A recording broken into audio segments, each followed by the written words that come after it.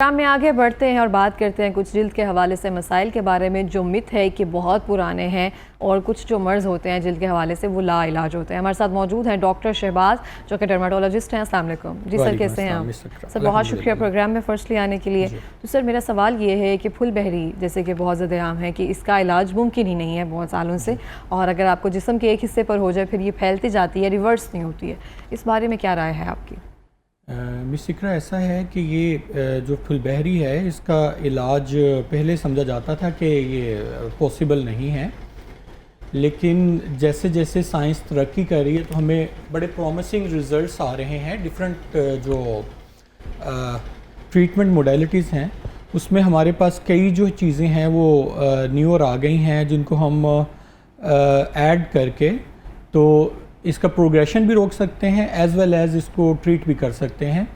जो हमें थोड़े से चैलेंजेस फेस करना पड़ते हैं वो ऐसे पेशेंट्स हैं जिनके एक तो सारी बॉडी पे आ जाते हैं या जिनके फेस और हैंड्स पे या पाँव पे होते हैं जी। उसको लिप टिप वैरायटी कहते हैं, उनमें हमें थोड़े से चैलेंजेस आते हैं। और इसके अलावा जिनकी जो है सारी बॉडी पे फैल जाए और उनको काफ़ी सालों से हो, वो आगे ना बढ़ रही हो, उसमें हमें थोड़े बहुत चैलेंजेस जो होते हैं वो आते हैं। अदरवाइज़ इसके बहुत अच्छे जो हैं वो ट्रीटमेंट मोडेलिटीज़ वो आजकल अवेलेबल हैं। ठीक, डॉक्टर शहबाज देखें इस बारे में ना एक मिथ है कि आप मछली खाते हैं, स्पेसिफिक कोई टाइप की मछली होती है जो भी नस्ल की है, तो वो अगर खाने के बाद अगर आप दूध पी लें या दूध जैसी कोई चीज़ दही वगैरह इस तरह से खा लें तो वो वजह बनती है फुलबहरी की, क्या ये बात दुरुस्त है? मैं एज ए मेडिकल ऑफिसर 2011-12 में मालदीव्स गया था, तो उनकी जो मेन खुराक है वो मछली और उसके बाद वो ये दूध वगैरह पीते हैं। इसके अलावा आप देखें स्कैंडिनेवियन जो कंट्रीज़ हैं वो सारे के सारे जो हैं उनकी खुराक ये मछली और उसके बाद फिर वो दूध वगैरह लेते हैं। तो जो इश्यूज़ हैं ये वाले ये फिर उनमें ज़्यादा होने चाहिए। अदरवाइज़ इसका जो है उसमें सिर्फ मिथ की हद तक ही ताल्लुक़ है, अदरवाइज़ इसका कोई रियलिटी के साथ कोई ऐसा ताल्लुक़ नहीं है। बिल्कुल भी ऐसा कोई ताल्लुक़ नहीं है। ऐसा कुछ भी ताल्लुक़ नहीं है। जो असल में कॉज है वो कुछ और है। क्या कॉज है? एक तो ये वजह है कि हमने जो स्टडी किए हैं या जितनी इसके ऊपर स्टडीज़ हुई हैं उसमें ये आता है कि 30% पेशेंट्स जो हैं विटिलाइगो के, जिसको फुलबेरी भी कहते हैं, उसके 30% पेशेंट्स ऐसे हैं जिनकी आमतौर पे फैमिली हिस्ट्री होती है।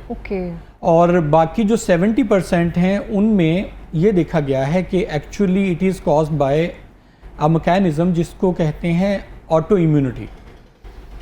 ऑटो इम्यूनिटी ये है कि आपकी बॉडी जो है उसका जो डिफेंस मैकेनिज़्म है उसमें हमारे आते हैं वाइट ब्लड सेल्स, जो कि हमारी एक आर्मी है जो कि टैकल करती है कोई भी वायरस आ जाए या जो है कोई बैक्टीरिया आ जाए हमारी बॉडी में, फीवर होता है, अपर रेस्पिरेटरी ट्रैक्ट इन्फेक्शन हो गया या कोई भी डेंगू हो गया, उससे निपटने के लिए हमारी वाइट ब्लड सेल्स की एक आर्मी है। वो अनफॉर्चुनेटली ऐसा होता है कि वो उनको टारगेट करने के साथ साथ हमारे अपनी बॉडी के जो सेल्स होते हैं उनको वो फ़ौरन एंटीजन समझना शुरू कर देते हैं। सही है। उनको बाहर की आर्मी समझना शुरू करते हैं and they are going to attack those cells. As a result जब हमारा वो एपिडर्मस और डर्मस जो है, एपिडर्मस में पड़े हुए मिलानोसाइट्स हैं जो कि हमारे स्किन कलर की वजह हैं, जब वो उनको अटैक करते हैं तो as a result of that attack वो उसकी प्रोडक्शन मेलानिन की जो पिगमेंट है हमारी स्किन में उसकी प्रोडक्शन कम हो जाती है या बिल्कुल ही ख़त्म हो जाती है, जिसकी वजह से वहाँ पे वाइट पैचेस आना शुरू हो जाते हैं जिसको हम अल्टीमेटली फुलबेरी कहते हैं। तो ये कहना कि ये किसी चीज़ के खाने से हो रहा है या जो है ये किसी ने दम दरूद कर दिया उससे हो रहा है, ऐसा पॉसिबल नहीं है, बल्कि ये एक ऑटो इम्यून मैकेनिज़्म है जिसकी वजह से हमारे अपने जो बॉडी के सेल्स हैं वो हमारे अपने बॉडी के सेल्स पे अटैक कर रहे हैं। सही हो गया। कहा जाता है कि चांद की फलां 14वीं या 13वीं तारीख में प्याज खाया जाए, बहुत ज़्यादा इस तरह से इसके टोटके वगैरह है इसको किया जाए, लेकिन ये बिल्कुल होती नहीं है। ये टोटकों में हम ना टाइम गुजार देते हैं। आपको लगता है कि अगर इसको फर्स्टली जो हमें लगता है कि जो भी पिगमेंट है वो वाइट हो रहा है तो उसको पहले ही ट्रीट कर लिया जाए तो आगे हम इससे बच सकते हैं? जी, बहुत अच्छा आपका क्वेश्चन है। देखें कि जब ये प्रोग्रेशन में होती है, जब शुरू इनिशियल डेज़ में अगर पेशेंट आ जाता है उसको इम्यूनोसप्रेसेंट्स देते हैं ताकि आपका जो एंटीबॉडीज़ हैं उनकी सुप्रेशन हो जाए, ऑटो एंटीबॉडीज़ की। उसमें स्टेरॉइड्स होते हैं। इसका फर्स्ट जो लाइन ऑफ ट्रीटमेंट है दैट इज़ ओरल स्टेरॉइड। तो वो जब शुरू करवाते हैं तो वो आपका जो भटके हुए जो कुछ सिपाही होते हैं उनको हम राह रास्त पे ले आते हैं। जब वो वापस आ जाते हैं तो अल्टीमेटली इसका प्रोग्रेशन भी रुक जाता है और रीपिगमेंटेशन भी हो जाती है। लेकिन अगर हम उनको फुल एग्जिट दे दें कि आप जो मर्ज़ी करते रहें, हम उसको टाइम देंगे थोड़ा सा, तो अल्टीमेटली क्या होगा कि वो जो है हर जगह जाके अटैक करेंगे और फिर हमने उनको खुली छूट दे दी है तो हम उनको ठीक भी नहीं कर रहे। तो एज अ रिज़ल्ट क्या होगा कि वो जितना डैमेज अपनी मर्ज़ी से करना चाहें कर सकते हैं। हमारी बॉडी में उनको कुछ ना कुछ रेजिस्टेंस शो करनी है। हो सकता है कि वो 3 मंथ्स में ख़त्म हो जाए, बाज़ लोगों में होता है एक पैच बना 3-4 मंथ्स में वो ख़त्म हो गया, क्योंकि उनकी बाकी जो इम्यूनिटी थी वो अच्छी थी, उन्होंने उनको टैकल कर लिया। सही हो गया। लेकिन अगर हम उसको इलाज के ज़रिए पहले से ही इस प्रोसेस को रोक लें तो ये मज़ीद नहीं बढ़ेगा। वही ना, अगर आपकी टोटकों वगैरह से हट कर डॉक्टर के पास जाएं तो शुरू में इसको ट्रीट कर लिया जाए तो बेहतर है। अच्छा, हमारे एक जानने वाले थे, उनको फुलबेरी थी, सिर्फ उनके जिस्म पे 2-4 पैचेस थे, लेकिन उन्होंने जो अपना मेलानिन या पिगमेंट है जो हमारा नेचुरल स्किन कलर है इसमें आने की बजाय उनका जिस्म बिल्कुल सफ़ेद उन्होंने किसी तरह से वो हो गया था। इसकी क्या वजह है और ये कैसे हो जाता है? जी, ये भी एक जो है केमिकल है जिनके हमारे 80% या 90% जो है बॉडी इन्वॉल्व हो जाए, या कुछ बंदे ऐसे हैं कि उनके फेस का कोई एक आध पैच रह गया, बिल्कुल थोड़ा सा रह गया, हाथों पे कोई एक आध पैच रह गया, बाकी बॉडी उनकी कवर्ड है, उनको उससे ताल्लुक नहीं है, तो वो चाहते हैं कि ये वाला जो पैच है इसको भी हम वाइट कर लें, यानी कि ये भी जो है वो हमारा विटिलाइगो के पैच की तरह का हो जाए। तो उसके लिए एक केमिकल यूज़ होता है, उसको कहते हैं मोनोबेंजाइल ईथर। वो जो मोनोबेंजाइल ईथर है वो क्या करता है, वो मेलानिन जो प्रोड्यूसिंग सेल्स हैं उनको डैमेज कर देता है। एज अ रिज़ल्ट क्या होता है कि वहाँ पे आपका स्किन का कलर जो होता है बिल्कुल गायब हो जाता है और वो आपके विटिलाइगो के पैचेस के साथ मिल जाता है। लेकिन वो ओनली रिकमेंडेड है अगर 10% या 20% कोई एरिया इन्वॉल्व है, आपने उसको जो है डीपिगमेंट करना है। चूँकि अगर आप मेलानिन बिल्कुल ख़त्म कर देंगे तो क्या होगा कि आपकी जो स्किन है वो कैंसर को ज़्यादा प्रोन हो जाएगी, क्योंकि धूप की शुआएं जिस तरह से यूवी लाइट्स हैं वो हमें यूवी लाइट डैमेज करेगी, उसकी वजह से फिर मेलानोमा या अदर स्किन कैंसर जो हैं उसकी प्रोबेबिलिटी बढ़ जाती है स्किन। खुदा ना खास्ता, नेचर के साथ तो वैसे भी हमें खेलना चाहिए, जो डॉक्टर कहें उस पर रिकमेंड करना चाहिए। अच्छा, सेकेंडली जैसे आपने स्टेरॉइड की बात की थी कि जो भी पेशेंट आते हैं उसको फर्स्टली ट्रीट करने के लिए स्टेरॉइड दिए जाते हैं ऑरली, तो स्टेरॉइड से भी जैसे देखिए मैंने भी बहुत से देखे हैं केसेस, स्टेरॉइड लेने के बाद आपका स्टेरॉइड के तो नुकसान इतने हैं, इसको ट्रीट करने की खातिर हम अनदर डिप्रेशन में चले जाते हैं कि स्टेरॉइड ले रहे हैं, इसके बाद हम कुछ नहीं कर सकते। जैसे बहुत सी ख़वातीन होती हैं जो न्यूली मैरिड होती हैं, यहाँ शादी जिनकी होने वाली होती है, वेट गेन होना स्टार्ट हो जाता है और बहुत सारी चीज़ें आ जाती हैं, तो इसको कैसे देखा जाए? आपने ये बहुत अच्छा इशू उठाया है। देखें, आजकल टिकटॉक पे और सोशल मीडिया पे कुछ ऐसे डॉक्टर्स भी इवन के मशहूर हैं जो कि पेशेंट्स को 2-2 महीने के बाद 3-3 महीने के बाद वो बुलाते हैं कि हमारे पेशेंट को देखें कितना फ़र्क पड़ गया। लेकिन अगर आप उनकी कंपेयर करें पिक्चर्स 2 मंथ्स बिफोर और 2 मंथ आफ्टर वाली, तो आप देखें वो बैलून की तरह फूले हुए होते हैं। एग्जैक्टली ये जो है स्टेरॉइड का जो है एक तो यूज़ है, एक एब्यूज़ है। एब्यूज़, हाँ, गुड वन। तो एब्यूज़ उन्होंने इतना ज़्यादा किया होता है, हमने हर चीज़ के बेनिफिट्स और उसके साइड इफ़ेक्ट्स को साथ साथ लेके चलना है। स्टेरॉइड का ये मतलब नहीं कि आपके हाथ में एक अगर गन आ गई है या एक तोप आ गया तो आपने उससे फायर करना शुरू कर दिया। ज़ाहिर बात है। तो उसको आपको पता होना चाहिए कि मैंने इसके साइड इफ़ेक्ट्स को कैसे मैनेज करना है और स्टेरॉइड को कैसे लेके मैंने चलना है, कहाँ पे मैंने गोली चलानी है, कहाँ पे नहीं चलानी, लो डोज मैंने रखना है या हाई डोज रखना है, इसको किस वक्त टेपर करना है और इसको किस वक्त मैंने ज़्यादा यूज़ करना है। बाज़ लोगों को मैंने देखा है वो इतना ज़्यादा स्टेरॉइड देते हैं कि वो पेशेंट का पिगमेंट तो वापस आ जाता है चेहरे पे, लेकिन उसके और साइड इफ़ेक्ट्स की वजह से उसके बेचारे के गुर्दे फेल हो जाते हैं, इवन के उसका जो है किडनी के अलावा लिवर भी फेल होना शुरू हो जाता है, चेहरे पे बाल आ जाते हैं, और उसके अलावा जो बाकी कुशिंग वाइड उसको फेसेस कहते हैं कि फूला हुआ फेस, हाँ जी, और ये बॉडी पे ज़्यादा फैट हो जाना, ये जो है डॉक्टर की एक्सपर्टीज़ पे डिपेंड करता है। और दूसरा उसको ये पेशेंट को बताना चाहिए कि मैंने ये सारी चीज़ें लॉन्ग टर्म के लिए यूज़ करनी है और इसको मैंने सारी चीज़ों को मैनेज करना है, इस वजह से आपका जो फॉलोअप है वो लॉन्ग टर्म के लिए है। बिल्कुल सर। डॉक्टर शहबाज, देखिए हम कभी कभी इस तरह से होता है, डॉक्टर्स वगैरह जो है वो अपना तो 110% कर रहे होते हैं, इनको पता होता है कि ये प्रोसीजर जो है टाइम लेती है, कोई भी चीज़ बीमारी जो होती है ना उसको जाने में थोड़ा टाइम तो लगता है, आ तो जाती है वो, लेकिन जाने में टाइम लगता है। लेकिन पेशेंट्स कभी कभी आपसे आकर ये बात कहते हैं कि कोई बात नहीं, आप हमें स्टेरॉइड दे दें, वेट हो जाएगा, मैं बाद में कंट्रोल कर लूँगी, इसको आप ट्रीट करें जैसे मर्जी करके ना, 2 महीने के अंदर मुझे आप करके दें। कुछ झूठ भी बोलते हैं कि हमारी शादी है या इस तरह से मैं दबाव है कि आप 2 महीने में ट्रीट करते हैं। फिर डॉक्टर को भी होता है चलो अगर पेशेंट अग्री कर रहा है तो फिर मैं इसका अब्यूज़ कर लेता हूँ, तो क्या ये दुरुस्त है या कभी इस तरह से पेशेंट्स भी करते हैं? नहीं, ऐसे आते हैं कि पेशेंट्स, लेकिन उसके लिए हमारे पास और भी ट्रीटमेंट मोडेलिटीज़ हैं। हम उसको जो है उसके मुताबिक थोड़ा सा मॉनिटर कर सकते हैं। फॉर एग्ज़ाम्पल, अगर कोई एक आध पैच है फेस पे, उसको हम एक ट्रीटमेंट मोडेलिटी है जिसको हम मेलानोसाइट ट्रांसफ़र कहते हैं, वो बहुत पॉपुलर है। अगर स्टेबल पैच है विटिलाइगो का जो कि काफ़ी देर से बड़ा नहीं, उसके ऊपर हम मेलानोसाइट ट्रांसफ़र जो है वो हम ट्रांसप्लांट जो है मेलानोसाइट ट्रांसप्लांट जो है वो हम कर सकते हैं। उसमें हम स्किन का एक पार्ट लेते हैं, फॉर एग्जांपल थाई से लिया, उसको मैश करते हैं, मैश करके उसके अंदर जो मेलानिन है उसको हम फिर सेपरेट करते हैं और उसको वहाँ पे इनकॉर्पोरेट करके इंजेक्ट करके उसको हम वहाँ पे ड्रेसिंग कर देते हैं और 3 to 5 डेज़ में वो वहाँ पे जो है बॉडी एक्सेप्ट कर लेती है, तो with the passage of time वहाँ पे वो ग्रो कर जाता है। या तो ये होता है, या जो है पंच ग्राफ्टिंग एक टेक्नोलॉजी है कि जहाँ पे पिगमेंटेड स्किन है वहाँ से छोटे छोटे टुकड़े लेके जहाँ पे नॉन पिगमेंटेड या डी पिगमेंटेड स्किन है वहाँ पे लगा दिए जाते हैं। वो भी एक ट्रीटमेंट मोडेलिटी है। क्या होता है उसमें ये है कि जैसे हम हेयर ट्रांसप्लांट में करते हैं कि छोटा सा हेयर पीछे से लिया आगे लगा दिया, इसी तरह थाई पे फॉर एग्जांपल आपके स्किन नॉर्मल है तो ये कवर्ड पार्ट है, यहाँ से हम थोड़ा सा स्किन का पार्ट लेंगे, छोटे छोटे पंचेज लेंगे बिल्कुल माइन्यूट से 0.7 या 0.8 mm के लेंगे और उनको हम जहाँ पे वाइट पैचेज हैं वहाँ पे लगा देंगे। क्योंकि उसके अंदर पिगमेंट है तो वो साथ में पिगमेंट को फैलाना शुरू कर देगा, क्योंकि उसने ग्रो करना है। जब वो ग्रो करेगा तो अल्टीमेटली वो वाला डी पिगमेंट वाला जो एरिया है वो पिगमेंटेड हो जाएगा दोबारा। इसके अलावा फिर आजकल लेज़र भी आ रहा है, एक्साइमर लेज़र कहते हैं, उसको भी यूज़ किया जा सकता है फॉर रीपिगमेंटेशन।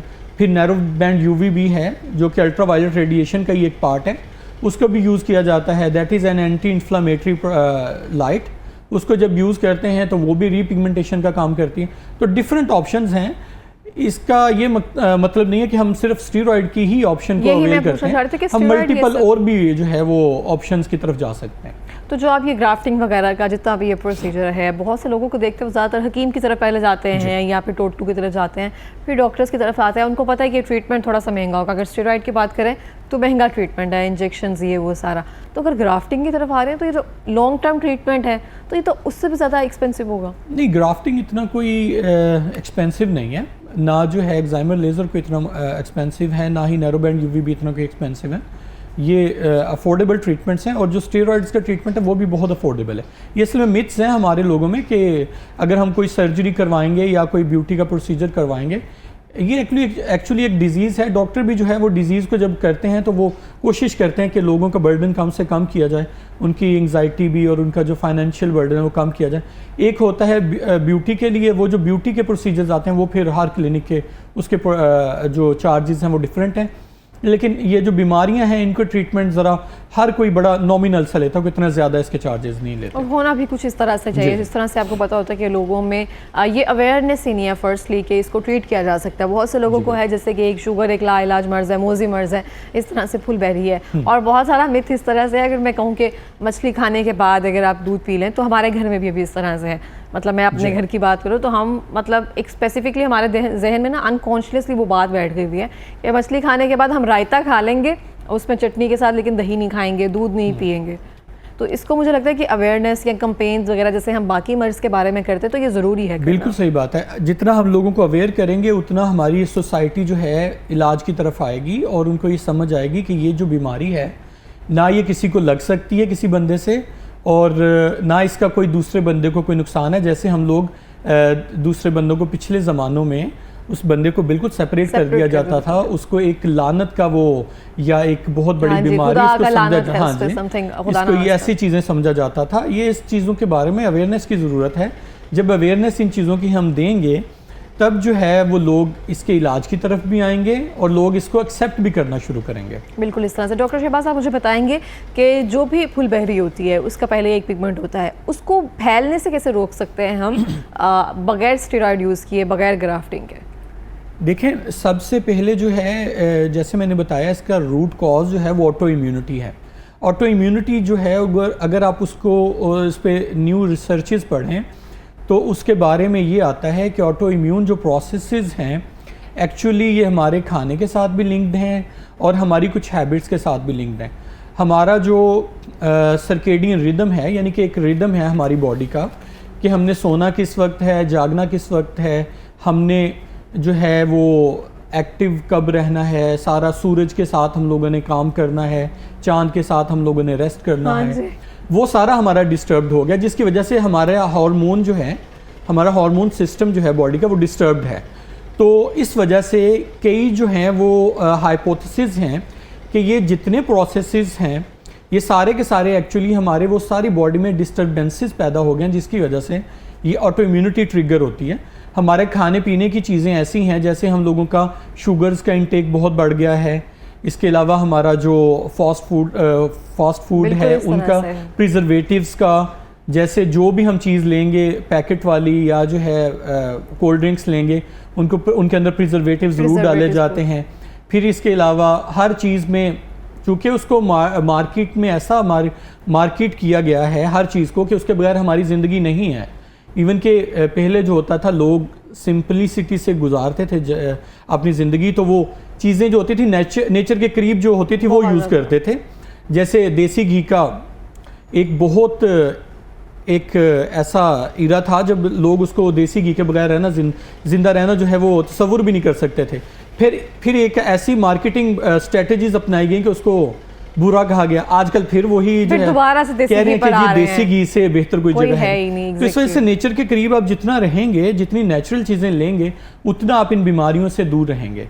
तो अगर आप उससे पहले ही बचना चाहते हैं तो ज़ाहिर सी बात है कि आपको ज़्यादा से ज़्यादा सैलड लेना चाहिए, ज़्यादा से ज़्यादा जो है फ्रूट्स लेने चाहिए।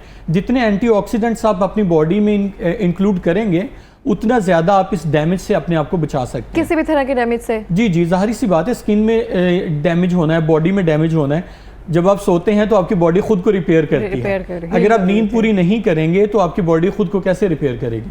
अगर आप antioxidants in the form of your food और in the form of your juices या जो है एक्सरसाइज आप इनकॉर्पोरेट नहीं करेंगे लाइफ में, तो वो कैसे जो है आपकी बॉडी उसको रिपेयर का टाइम ही नहीं मिल पाएगा। ये आपने बहुत अच्छी बात की है स्टार्टिंग में ही कि जो हम प्रिजर्वेटिव फूड्स की बात करते हैं कि घर का बना खाना है, इसको फ्रिज में रख दें।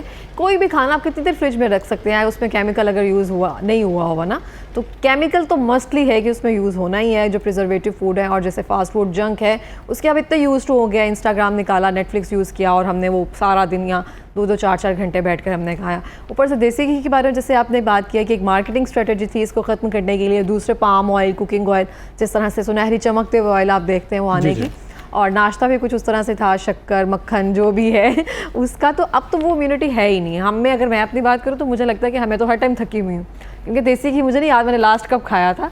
तो एक इम्यूनिटी सिस्टम है, जब तक वो डिस्टर्ब होता जाएगा तो चीज़ें तो आगे बढ़ ही नहीं सकती हैं बिल्कुल भी। तो जैसे हम इम्यूनिटी की एक तरह से बात करते हैं, इसमें हम फुलबेरी का तो आ गया कि इम्यूनिटी जो है अगर आपने लैक हो जाए तो कहीं ना कहीं से ये असर करती है। तो चेहरे पे जो आपके बाल होते हैं अगर उसका हम लेज़र भी करवा लेते हैं, अगर आपकी इम्यूनिटी इतनी स्ट्रॉन्ग नहीं है, आपके हार्मोनल इम्बैलेंस जो है वो ठीक नहीं हो पा रहा, तो वो लेज़र के बाद भी वो चीज़ें कंटिन्यू रहती है, क्योंकि हम हर चीज़ तो उस पर डाल देते हैं कि लेज़र करवा रहे हैं फिर भी क्यों नहीं ठीक हो रहा।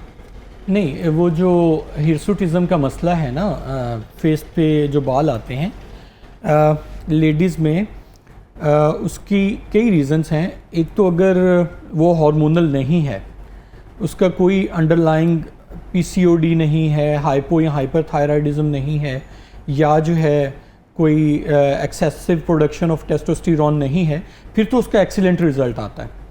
लेकिन इसके अलावा लेज़र पे भी डिपेंड करता है कि आप लेज़र कौन सा यूज़ कर रहे हैं। फॉर एग्ज़ाम्पल, अगर आप लेज़र की जो एनर्जी है वो लेस यूज़ कर रहे हैं तो उसकी वजह से हेयर ग्रोथ रुकने की बजाय वो एक्सेसिव भी हो सकती है। उसको जो है पैराडॉक्सिकल हेयर ग्रोथ कहते हैं। इसका ताल्लुक इम्यूनिटी से नहीं होता, इसका ताल्लुक टेक्नीशियन से भी होता है। इसका ताल्लुक आपके डॉक्टर से और टेक्नीशियन से है। पैराडॉक्सिकल जो हेयर ग्रोथ है वो एक्चुअली अगर आप लेस जो है उसकी एनर्जी यूज़ करेंगे तब वो आपके एक्सेसिव हेयर ग्रोथ कॉज करेगी। तो हार्मोन्स को हम लोग हर जगह वो घुसा देते हैं, लेकिन अगर एक बंदे के हार्मोन्स भी ठीक हैं, आपने उसका इलाज भी शुरू कर दिया, फिर भी उसके जो है वो हेयर ग्रोथ कंट्रोल नहीं हो रही इसके साथ लेजर के, फिर डॉक्टर को पकड़ा जाए। दैट मीन्स कि आपको डॉक्टर चेंज करने की ज़रूरत है, बिल्कुल ना कि आपको जो है वो हार्मोन अपने जो है उसकी रिप्लेसमेंट पे या उनकी ट्रीटमेंट चेंज करने की ज़रूरत है। ठीक हो गया, बहुत शुक्रिया सर। और मैं भी यहाँ पे यही कहना चाहूँगी, जो भी डिजीज़ वगैरह है उनको अच्छे से तरीके से उसको केटर किया जाए, अपनी खुराक का ख्याल रखा जाए। इम्यूनिटी सिस्टम जो है हमारा जितना कमज़ोर होता जाएगा, बीमारियाँ जो है उतनी जल्दी हमला करती हैं। आप जैसे खाते हैं वैसे नज़र आते हैं, तो खाना जितना है वो अच्छा बैलेंस डाइट खाएँ